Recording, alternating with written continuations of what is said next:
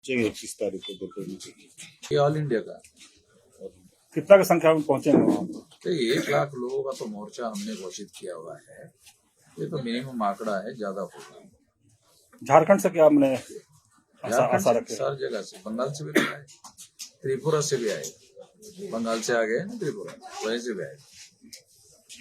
फिर ईवीएम को लेकर बराबर सवाल किए जाते हैं, लेकिन कुछ होता नहीं है, ढाक का 3 पात रह जाता है, चुनाव हो जाता है। ये एक अलग बात है, मगर चुपचाप हो नहीं रहा ना, विरोध हो रहा है। और बहुत मौलिक बात यह है कि संविधान ने चुनाव आयोग को फ्री, फेयर एंड ट्रांसपेरेंट चुनाव करने के लिए अधिकार दिए।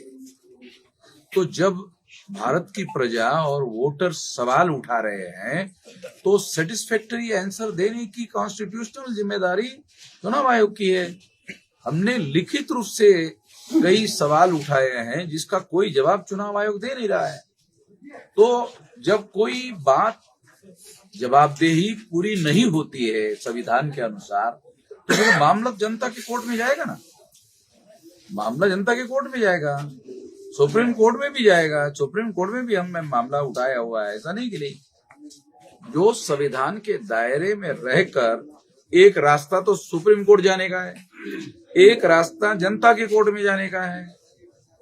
ये दोनों रास्ते संवैधानिक तरीके से, तो हम दोनों तरफ लोगों को ये जानकारी दे रहे हैं कि ईवीएम मशीन के द्वारा जो संविधान ने गारंटी दी है, ये कोई साधारण अधिकार नहीं है। फ्री, फेयर एंड ट्रांसपेरेंट जो है ये मौलिक अधिकार, ये फंडामेंटल राइट है। ये फंडामेंटल राइट का वायलेशन हो रहा है। तो इसलिए ये अगर मान लो फ्री, फेयर एंड ट्रांसपेरेंट चुनाव नहीं होता है, जनता जिसको चुनना चाहती है उसको चुनकर नहीं दिया जाता है, और जिसको चुनना नहीं चाहती है उसी की सरकार आती है, तो फिर तो जनता का अधिकार तो लगभग समाप्त हो गया। फिर तो जनता के पास जो आखिरी हथियार है, आखिरी हथियार क्या है? लोकतंत्र में शांतिपूर्ण तरीके से बदलाव करने का अधिकार जनता के पास है। अगर यही अधिकार खत्म कर दिया तो फिर लोकतंत्र रहेगा कहाँ? ये ना मौलिक बात। चुनाव आयोग तो बोलता है कि हम लोग ट्रांसपेरेंसी चुनाव कराते हैं, ईवीएम सही काम करता है। देखो, चुनाव आयोग का बयान है, एक चीज है कि चुनाव आयोग एक बयान दे रहा है। अगर कोई मान लो कोई मंत्री या प्रधानमंत्री अगर कोई फैसला करता है और उसके बारे में पार्लियामेंट में या पार्लियामेंट के बाहर अगर पत्रकार कोई सवाल उठाते हैं, जवाबदेही बनती कि नहीं बनती? इसका जवाब दिया जाए। अगर जवाब नहीं दिया जाता तो सवाल तो उठते रहेंगे ना। चुनाव आयोग जवाब नहीं दे रहा है ना, चुनाव आयोग बयान दे रहा है कि नहीं हम तो फ्री फेयर कर रहे हैं। अरे तो बयान है, तो स्टेटमेंट है, उसके संबंध में जो सवाल उठाए जा रहे हैं उसके जवाब नहीं दे रहे ना। ये तो हमने सवाल उठाए हुए बहुत सारी बातें उठाई हुई। चुनाव आयोग खुद कहता है कि ये डाटा साल भर रखा जाएगा, इमीडिएट डिस्ट्रॉय कर देता है। क्यों? क्योंकि वो डाटा एविडेंस है इस चीज का, वो जो घोटाला हुआ उस घोटाले का।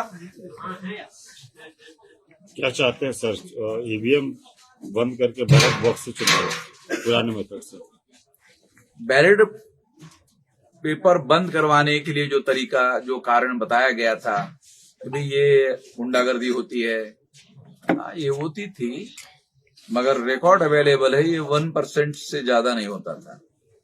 तो अडवाणी जी ने बयान दिया कि इससे ये तो सट्टल में हो रहा है। ये अडवाणी जी का बयान था। हाँ, अडवाणी जी का पॉलिटिकल करियर जो चौपट हो गया, वो चौपट होने का एक बहुत बड़ा कारण ये बयान है। तो अडवाणी कोई छोटा मोटा आदमी थोड़ी था। आरएसएस का और कांग्रेस का ईवीएम मशीन के मुद्दे पर समझौता हो गया और उसके तहत अडवाणी का पॉलिटिकल करियर समाप्त हो गया और नरेंद्र मोदी को लाया गया। तो ईवीएम से चुनाव होगा तो कैसे उसको देखेंगे? मैंने चुनाव आयोग पर आप लोग क्या मैंने कुछ प्रतिक्रिया देंगे? देखो, 31 तारीख को तो लाखों लोगों का मोर्चा हम लेकर जा रहे हैं और मोदी जी ने 144 लगा दिया दिल्ली में। हम कहते हैं कि चुनाव आयोग एटोनॉमस बॉडी है, ये भारत सरकार का डिपार्टमेंट नहीं है, तो हमारे रैली को रोकने के लिए 144 आपने लगा दिया। आप चुनाव आयोग का प्रोटेक्शन करने के लिए मैदान में क्यों उतरे? चुनाव आयोग को देखने दो ना। चुनाव आयोग ऑटोनॉमस बॉडी है, चुनाव आयोग स्वायत्त संस्था है। उसके लिए मोदी प्रोटेक्शन करने के लिए मैदान में क्यों उतरे? मोदी का कोई डिपार्टमेंट है क्या चुनाव आयोग? चुनाव आयोग मोदी का डिपार्टमेंट नहीं है, इसे तमाम डिपार्टमेंट है। उस तरह से चुनाव आयोग कोई मोदी का डिपार्टमेंट थोड़ी है। फिर उसके प्रोटेक्शन में क्यों आ रहा है? क्यों आ रहा है? उसका कारण ये है कि वो चुनाव आयोग उनको हेल्प कर रहा है ना, चुनाव आयोग उसको हेल्प कर रहा है, और हमने वही पॉइंट उठाया हुआ है। मोदी के चुनाव जीतने के चांसेस नहीं है। आपको बहुत मौलिक बात बताता हूं, जो सारे देश का मीडिया बता नहीं रहा है। वो क्या है? क्या आपको पता है 2019 में मोदी की बहुत पॉपुलर 37.7% इसका दूसरा अर्थ क्या है? 62.3% अपोजिशन में है। फिर आप सवाल कर सकते हो, अरे फिर मोदी कैसे चुनकर आ गया? ये तो एक सवाल है। अगर 37.7% ही वोट मोदी के पास है और अपोजिशन पार्टी के पास 62.3% है, तो पहला कारण आपको बताता हूं कि अपोजिशन पार्टी के लोग डिवाइडेड है। 19 में, 2024 में यूनाइटेड है। जो इंडिया गठबंधन बना वो डिवाइडेड था, वो था ही नहीं।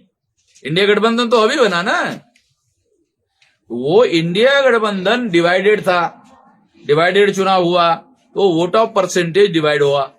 डिवाइड होने की वजह से मोदी 37.7% वोटों से चुनाव जीता। अब के बार सारा का सारा यूनाइटेड हो गया। तो सारा का सारा यूनाइटेड होने के बावजूद भी, यूनाइटेड होने की वजह से नरेंद्र मोदी ने ये अयोध्या में राम मंदिर अभी बना ही नहीं, अधूरा है। चारों शंकराचार्य बोले कि अशुभ लक्षण है, अधूरा मंदिर आधा बनने के बन रहा, आधा ही पूरा नहीं हुआ और अब उद्घाटन कर रहे। अरे आधे का थोड़ी ना उद्घाटन होता है। एक भी शंकराचार्य हाजिर नहीं है। शंकराचार्य तो ब्राह्मणों का सबसे बड़ा ना उस्ताद धर्माचार्य है, उसके ऊपर कोई उस्ताद धर्माचार्य है? कोई नहीं है, वो एक भी हाजिर नहीं है। राष्ट्रीय पिछड़ा वर्ग मोर्चा आज के दिन को काला दिवस पूरे देश में घोषित किया है और आपने उसका समर्थन किया है। ये उसका कारण ये है कि जो जिसे ये कहा जा रहा है कि वो भूमि अयोध्या की राम जन्मभूमि है, मैं मोदी को, आरएसएस को और भाजपा को चुनौती देकर कहता हूं कि आप हमें बताओ कि अयोध्या शब्द उस भूखंड का नाम था, ऐसा कोई डॉक्यूमेंट्री एविडेंस दिखा सकते हैं? मगर उस भूखंड का नाम बुद्ध भूमि है, उसका रिकॉर्ड है। बुद्ध ने वहां 16 साल निवास किया। 3000 भिक्षुओं का ट्रेनिंग सेंटर वो था, 3000 भिक्षुओं का। ब्राह्मणों ने मुसलमानों को निमंत्रण दिया, आओ इसको डिस्ट्रॉय करो, हम आपको साथ देते हैं।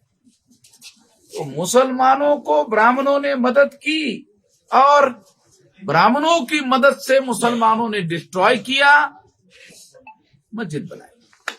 अभी सुनिए, अधूरी बात है नहीं, यही तो हमारे लोगों की जानकारी है नहीं, कुछ डिस्ट्रॉय कर दिया और वहां पर वो मस्जिद बनाए।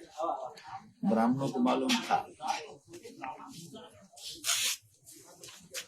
पहले से वो भूमि राम जन्मभूमि नहीं है, वो साकेत है। रिकॉर्ड में उस भूखंड का नाम ब्राह्मण भी कहते हैं, ब्राह्मणों के लिटरेचर में, पुराणों में उस भूमि का नाम साकेत है,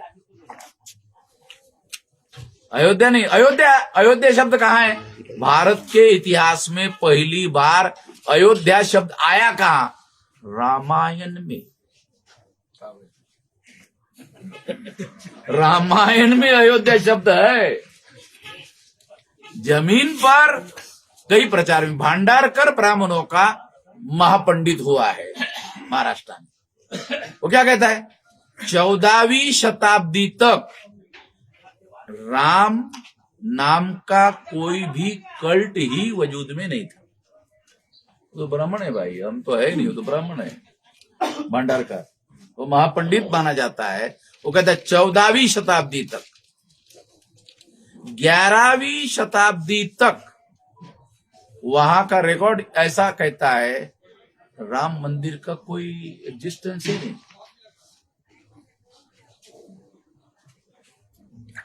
है ब्राह्मणों के पास। तो जो अपने को बहुत बड़ा विद्वान कहते रहते पंडित लोग हैं, ब्राह्मण लोग है, हमारे सवालों का कोई जवाब है पंडित लोगों के पास में?